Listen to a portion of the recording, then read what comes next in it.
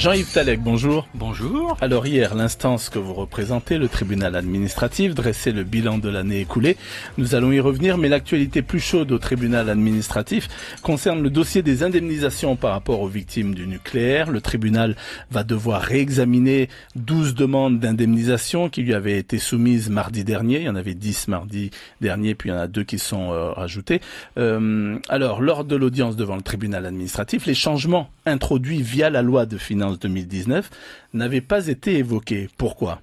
Alors, je me permets tout d'abord de rappeler que ce contentieux est un contentieux avec une dimension symbolique très importante et puis évidemment des douleurs qu'il y a derrière pour les victimes éventuelles. Mais que ce contentieux, en termes quantitatifs, est un contentieux assez marginal pour l'activité du tribunal administratif. Je me permets simplement d'indiquer que sur les 8 premières années d'application de la loi dite Morin, le tribunal n'a eu à statuer que sur 23 demandes qui concernaient 15 personnes différentes, simplement. En revanche, depuis le 1er janvier 2018, nous avons été saisis de 18 requêtes nouvelles. Ce préalable étant posé, je me permets d'indiquer que, de rappeler que de 1966 à 1974, il y a eu des explosions nucléaires, donc des essais nucléaires dans l'atmosphère en Polynésie française. Et que ce n'est qu'en 2010, par la loi du 5 janvier 2010, que a été posé le principe d'une indemnisation des victimes ou de leurs ayants droit, reconnaissant donc le principe d'une présomption d'imputabilité de ces maladies aux essais nucléaires. Néanmoins, l'article 4 de la loi de 2010 posait le principe que cette présomption pouvait être écartée à partir du moment où existait où le risque attribuable aux essais nucléaires pouvait être considéré comme négligeable. Cette notion de risque négligeable ou non négligeable a été mise en avant médiatiquement notamment et pendant cette période, il est apparu que le CIVEN, qui était le comité chargé de l'indemnisation des victimes, a rejeté à 98% les demandes qui étaient présentées devant lui. Et donc, le législateur a décidé de changer en 2017 la loi, et la loi du 28 février 2017 a changé et a supprimé la notion de risque négligeable. Ok ? Et donc, la loi prévoyait, à partir de 2017, que le CIVEN examinait si les conditions de l'indemnisation sont réunies. Lorsqu'elles le sont, l'intéressé bénéficie d'une présomption de causalité. On supprimait toute autre condition. Donc, il ne restait plus que les conditions de maladie. Être atteint d'une maladie prévue par la loi, donc la plupart des cancers le sont, avoir séjourné en Polynésie française, et enfin, durant une certaine période, c'est-à-dire entre 1966 et 1998. Je reviens, excusez-moi, à ma première question. Lors de l'audience devant le tribunal administratif, des changements ont été introduits donc via la loi des finances, l'amendement, le fameux amendement, donc n'avait pas été évoqué. Là, ils vont être évoqués, ils vont être pris en compte la prochaine fois. Qu'est-ce que ça risque de changer ? Alors, pourquoi ça n'avait pas été évoqué ? C'est que les affaires ont été mises au rôle, c'est-à-dire prévu pour passer à l'audience un mois à l'avance, donc autour du 15 décembre, pour l'audience qui a eu lieu le 22 janvier. Et donc, entre-temps, est arrivée une nouvelle disposition législative qui n'a absolument pas été discutée par les parties dans leurs échanges écrits devant le tribunal. Je rappelle que chez nous, la procédure est essentiellement écrite, puisqu'il s'agit d'une disposition qui est entrée en vigueur à compter du 30 décembre 2018. Donc, ce n'est que après l'audience que le CIVEN a produit ce qu'on appelle une note en délibéré, insistant sur ces nouvelles dispositions législatives. Donc, compte tenu de cette nouveauté juridique, le tribunal donc a été contraint de repousser sa décision de manière à respecter le contradictoire. Et donc, alors, je repose ma question. Qu'est-ce que cela risque de changer lors du nouvel examen ?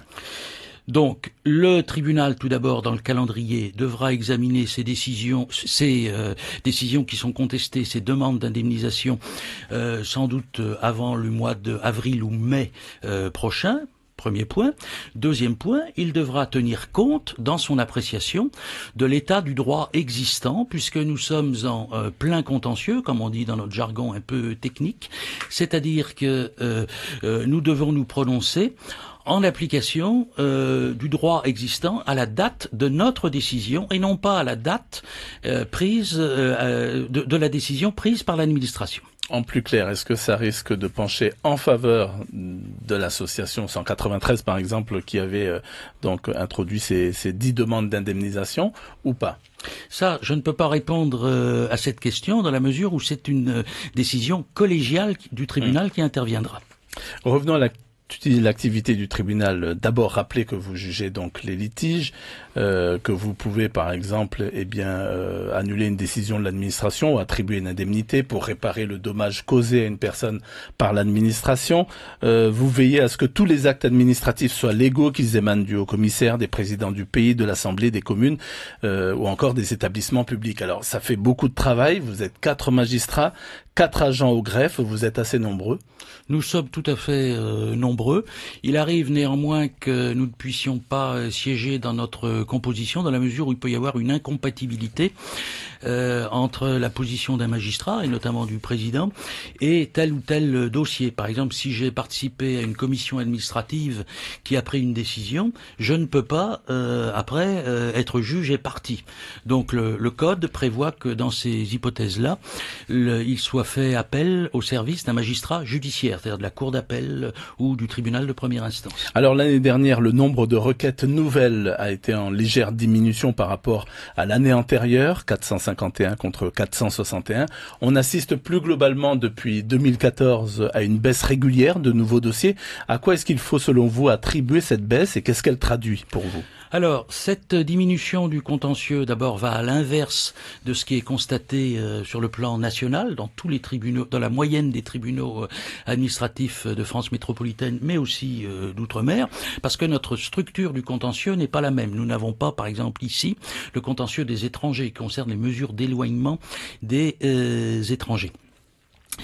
La baisse est particulièrement importante pour plusieurs catégories de contentieux. Tout d'abord le contentieux fiscal, qui était un contentieux qui représentait à peu près 20 à 25% de nos décisions.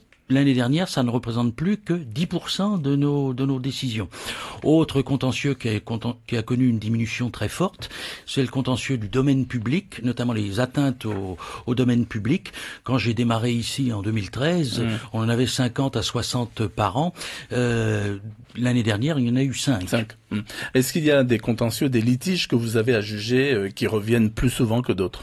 Le premier domaine, c'est le domaine de la fonction publique, qui concerne des litiges qui opposent des agents publics à leur employeur, qu'ils soient l'État ou des collectivités, et au premier rang desquelles la collectivité d'outre-mer Polynésie française. Alors, question très très pratique, mais est-ce que c'est facile de saisir un tribunal administratif ou alors c'est le véritable parcours du combattant?